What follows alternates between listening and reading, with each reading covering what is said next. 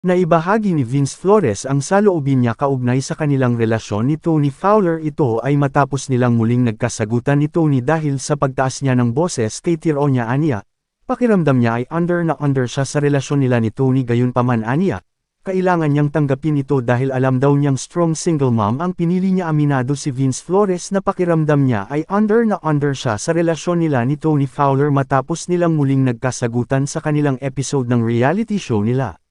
Gayunpaman aniya, kailangan niyang tanggapin ito dahil alam daw niyang strong single mom ang pinili niya. Pakiramdam ko kasi under na under ako sa relasyon namin ni Jowa. Yun bang tipong baklang-bakla ako sa relasyon? Pero kailangan kong tanggapin na strong single mom yung pinili ko, kaya I will be better. Nagsimula ang kanilang pagtatalo matapos mataasan ng boses ni Vince si Tironya. Dahil dito ay nagalit si Tony at nakikipaghiwalay na. Gayunpaman, hindi sumuko si Vince hanggang sa kinalaunan ay pinagbigyan na ni Tony ito dahil na rin sa anak. Si Tony Fowler ay isang Filipina social media influencer, vlogger, at aktres.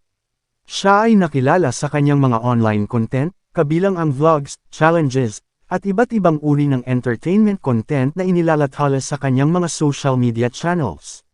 Mula nang magsimula siyang mag-vlog, sumikat siya sa online community. Bukod sa kanyang entertainment content, nagbibigay din siya ng personal na insights tungkol sa kanyang buhay at mga karanasan. Ito ay dahil nauunawaan umano nito ang kanyang desisyon na patawarin ang kanyang naging ex na si Rob.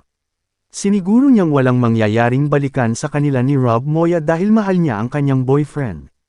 Mananatili umano silang mag-best friend habang buhay at hiling niya rin na maging masaya na si Rob.